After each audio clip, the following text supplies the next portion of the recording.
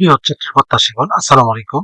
বহুল প্রতীক্ষার পর হিসাব মহানিয়ন্ত্রকের কার্যালয়ে 578টি পদে আবার একটি বিশাল নিয়োগ বিজ্ঞপ্তি প্রকাশিত হয়েছে।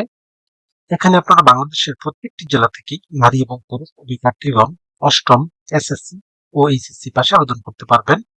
আবেদন শুরু কবে, শেষ কবে, কিভাবে আবেদনটি করতে হবে, আবেদন করতে কত টাকা লাগবে, কোন পদে আবেদন করতে কি কি যোগ্যতা লাগবে, আজকের ভিডিওতে একটু যেটা আলোচনা করব।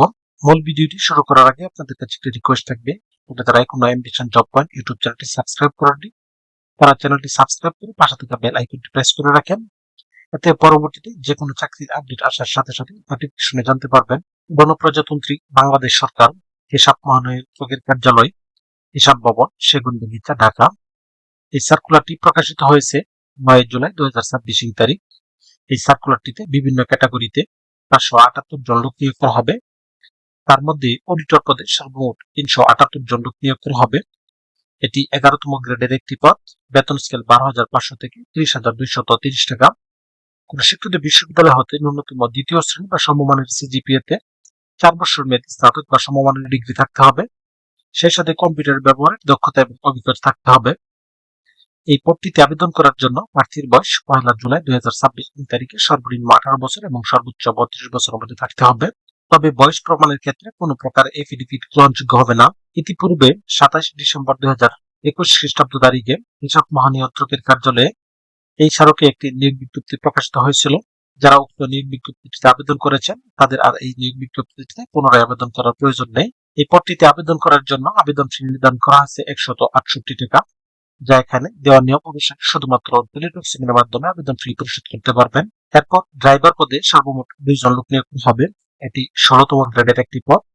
কোন স্বীকৃত বোর্ড হইতে জুনিয়র স্কুল সার্টিফিকেট বা সমমানের পরীক্ষা উত্তীর্ণ সহ হালকা বা ভারী যানবাহন চালনার বৈধ ড্রাইভিং লাইসেন্স সহ 3 বছরের বাস্তব অভিজ্ঞতা থাকতে হবে। এরপর হবে ডাটা এন্ট্রি অপারেটর। এটি 16তম গ্রেডের একটি পদ। বেতন স্কেল 9,300 থেকে 22,490 টাকায়। এই পদটিতে সর্বমোট 4 জন লোক নিয়োগ করা হবে। কোন স্বীকৃত বোর্ড হইতে উচ্চ মাধ্যমিক সার্টিফিকেট বা সমমানের পরীক্ষা উত্তীর্ণ হতে হবে, অর্থাৎ এইচএসসি পাস থাকতে হবে। সেই সাথে কম্পিউটার ব্যবহারের দক্ষতা এবং অভিজ্ঞতা থাকতে হবে। এরপরে হবে জুনিয়র অডিটর। এটি 16তম গ্রেডের পদ। এই পদটিতে সর্বমোট 92 জন লোক নিয়োগ করা হবে। কোন স্বীকৃত বোর্ড হতে ন্যূনতম দ্বিতীয় বিভাগ বা সমমানের জিপিএতে উচ্চ মাধ্যমিক সার্টিফিকেট বা সমমানের পরীক্ষা উত্তীর্ণ হতে হবে, অর্থাৎ এইচএসসি পাস থাকতে হবে।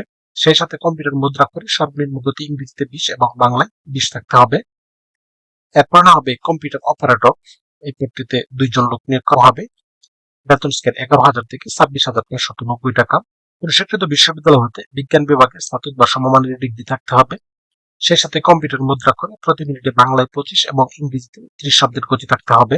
এই পদগুলোতেও আবেদন করার জন্য প্রার্থীর বয়স 1 জুলাই 2026 তারিখে সর্বনিম্ন 18 বছর এবং সর্বোচ্চ 32 বছরের মধ্যে থাকতে হবে। এই পদগুলোতে আবেদন করার জন্য আবেদন ফি নির্ধারণ করা হয়েছে 112 টাকা, যা এখানে দেওয়া নিয়ম অনুসারে শুধুমাত্র টেলিটক মাধ্যমে আবেদন ফি জমা দেওয়া যাবে। এরপর হবে অফিস সহায়ক। এই পদে সর্বমোট 57 জন লোক নিয়োগ করা হবে। এটি 20তম গ্রেডের পদ। বেতন স্কেল 8,250 টাকা থেকে 20,010 টাকা।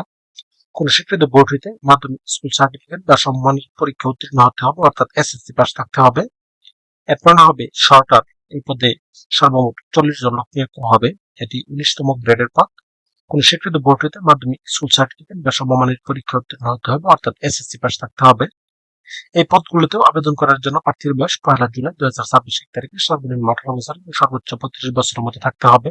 এই পদগুলোতে আবেদন করার জন্য এখানে একটি লিঙ্ক দেওয়া আছে, cga.teletalk.com.bd। এই লিঙ্কে প্রবেশ করে শুধুমাত্র অনলাইনে আবেদন ফর্ম পূরণ করে সাবমিট করতে হবে। আবেদন শুরু হবে 6 আগস্ট 2026 তারিখ এবং আবেদনের শেষ সময় 27 আগস্ট 2026 তারিখ। এই প্রত্যেকটি পদে আবেদন করার ক্ষেত্রে প্রার্থীর ছবির সাইজ 300x300 পিক্সেল এবং স্বাক্ষরের সাইজ 300x80 পিক্সেলের মধ্যে থাকতে হবে। তো ভিউয়ার্স, এরকম আরো নতুন নতুন সরকারি এবং বেসরকারি চাকরির আপডেট সার্কুলার পেতে চ্যানেলটি সাবস্ক্রাইব করে পাশেই থাকুন। সেই সাথে লাইক, কমেন্ট এবং শেয়ার দিয়ে রাখেন, যাতে পরবর্তীতে যে কোনো চাকরির আপডেট আসার সাথে সাথে নোটিফিকেশনে জানতে পারবেন।